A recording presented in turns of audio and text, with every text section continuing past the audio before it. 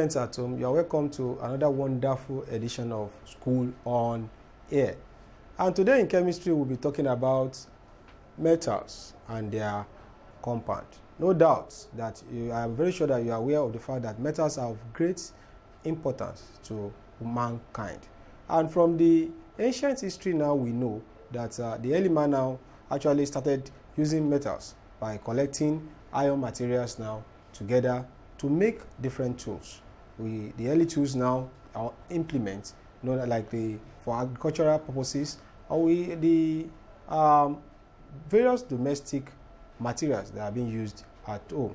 Also, we also know that metals are also important in the modern sense.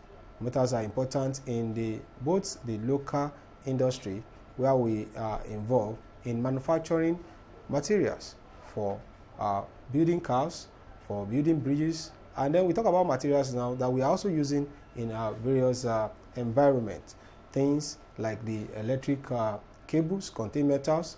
We talk about the masts that you can see for the telecommunication industries. So today now we are going to look at metals now, and we are going to look at compounds of metals.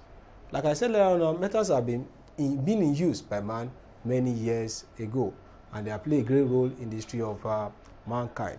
Obviously now, at the early stage of history, we know that it's the society that is having metals as a tool is the one that is more advanced in terms of civilization. And the modern civilization and the modern countries, the countries that we have in the modern sense now, base their economic capability on the ability to have natural resources, which are mainly metallic materials. So we have to remember that possession of metals by various countries now is going to give that country a good economic edge over another country. So in the modern sense of things now, we know that the modern man today depends on metals like gold. Gold is a metal, and gold is of great importance to us. It is very good as an ornamental material. We use gold now as a means of exchange. Gold can also stand in the place of money in the international sense of doing things. So we also talk about silver. Silver is also a metallic material now, and silver is good for us now. Obviously now you must have seen a kind of silver flask made up of silver before, or you must have seen an iron bridge or an iron roofing sheet before, or you must have seen a pail made up of iron before. We also talk about copper. Copper is very important in the modern sense now in the manufacturing of electrical cables, in development of so many electrical materials. So copper is very good and is necessary in the modern sense of things now in doing certain works or developments in the development of certain products. We also talk about the lead. You've seen lead pipe before, although these days now most people are not actually using lead pipe. People are using plastic pipes. But lead pipes now are of great importance in conveying water from one place to another. We talk about mercury. You've heard of the mercury thermometer before. We talk about tin and other products. Like I said earlier on, now gold and silver are used as ornaments and jewelries. They are used as ornament now, and most time now you see women putting on their jewelries now, and at times now you also see them now putting on some of these ornaments. In fact, some of these movie stars and some of them even are placing they are booking for laptops that are made up of that are coated with gold and all these other ornaments. So they are, and obviously gold is also very expensive. It's an expensive material now. It's not a commonplace material, but it's always extracted from the ground. Also, we also talk about aluminium and its alloys. When we talk about alloys of aluminium, we are talking about the fact that we are mixing up aluminium with other things. Alloy is made up of two or more metals now, and the essence of having alloy is one, either to reduce the cost of using a particular metals, or two, to ensure that we are having a material of good and desirable quality. Also, aluminium, like I said earlier on now, and its alloys are very important in the manufacture of aircraft. It's very important in manufacture of aircraft, especially duralumin. Now, duralumin is very important in the manufacture and construction of aircraft, based on the fact that it is lightweight and is good for the aircraft industry. More so, in the case of copper, copper is a good electrical conductor and is largely used for supply of electricity. Various electrical cables that you have seen around now, electrical masts, you will see that they are made up of copper, and these are very important now in the electricity generation because they are important in serving as a kind of conductor of electricity. And most times now, the power transmitting stations now utilize copper. And although in this modern sense of things now, more emphasis is now laid on the aluminum, based on the fact that aluminum is not as expensive as copper. So now we talk about the general properties of metals. One, metals are all in solid form except mercury, which is the only known liquid metal. So talking about other metals like sodium, potassium, and rubidium, copper, they are all in solid form, apart from mercury, which is actually in liquid form. And we also remember that we use mercury in glass thermometer. That's when we talk about the mercury in glass thermometer to determine the temperature. Of course, we also know that we also use other liquids apart from mercury, especially alcohol as a liquid in glass thermometer. Then we also know that metals are generally hard with high melting point and boiling point. You can just imagine the temperature that you need to melt a piece of iron. So metals are generally hard, and then you need a very high temperature to melt them, and then you also need a very high temperature to actually boil metals.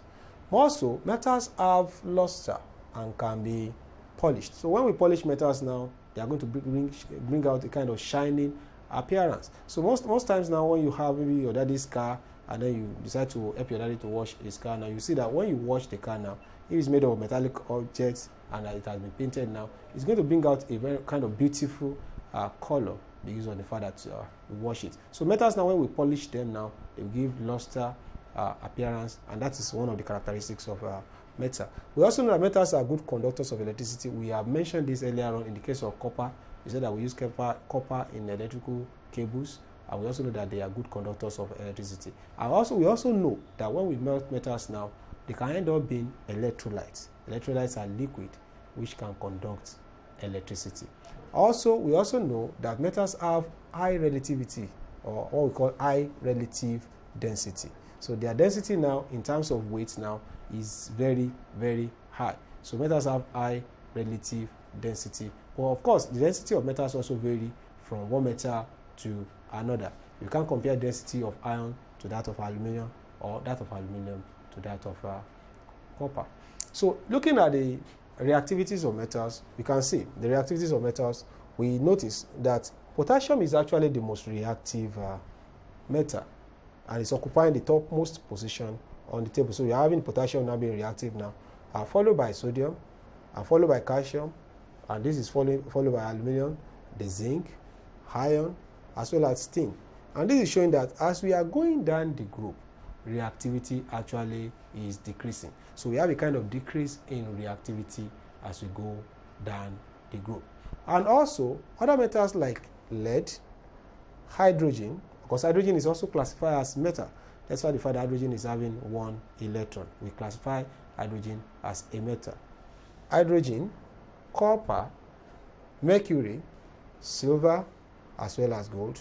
So you can see, and gold is occupying the bottom part, or the least part, or in terms of reactivity, because gold is the least reactive metals. And we also know this in science, that you can keep gold for thousands of years and you still maintain its appearance and its coloration, because gold will not react with anything. And this is good in the sense that we can have gold now for millions of years now as a medium of exchange, and it will still remain intact. It won't lose its weight.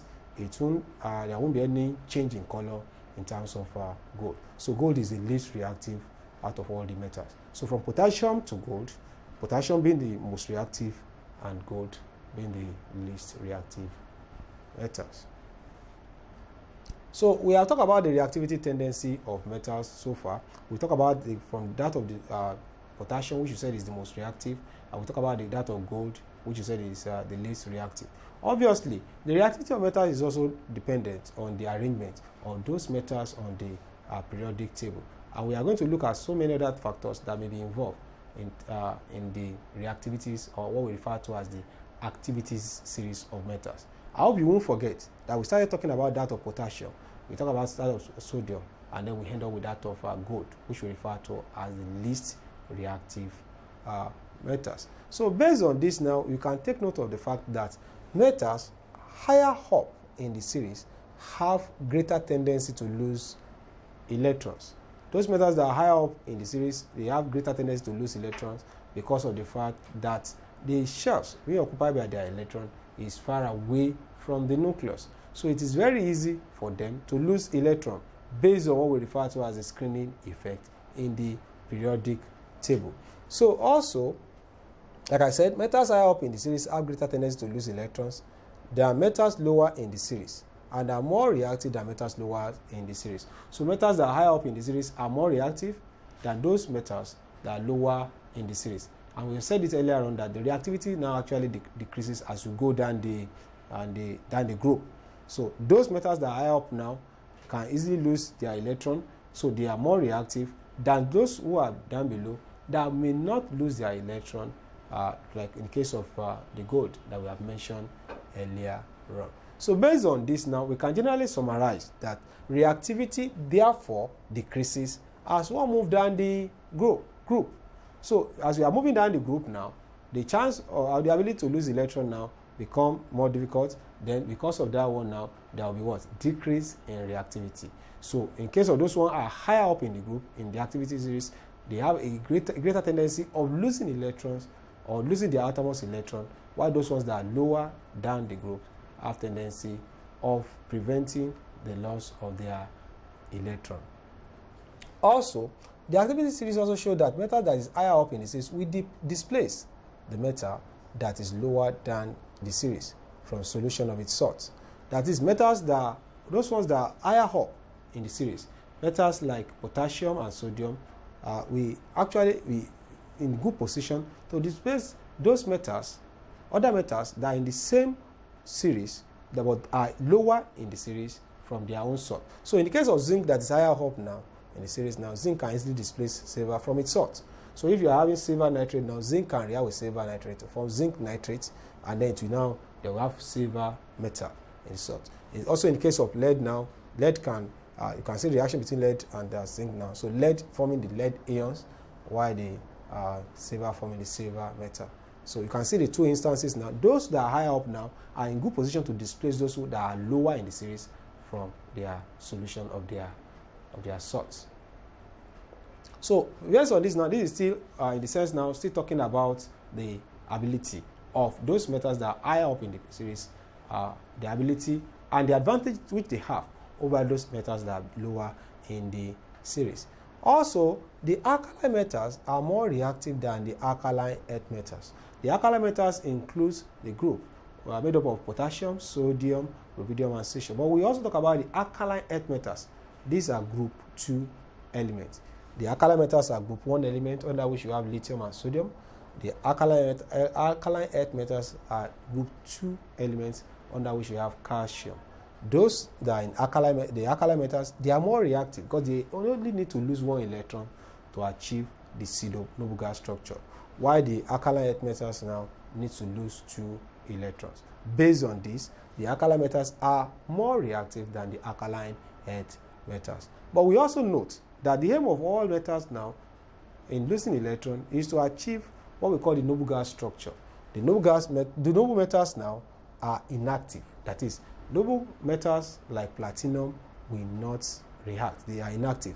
So mostly now we use platinum as an electrode because of its inertness. It will not react because it has already achieved the structure. It has a completely filled outermost shell. So generally now we also know that the platinum that is used as an electrode because of its inertness is also called an inert electrode. An inert electrode because of the fact that it will neither lose electron nor gain electrons. So generally now we have talked at length about metals today. We talk about the reactivity series of metals.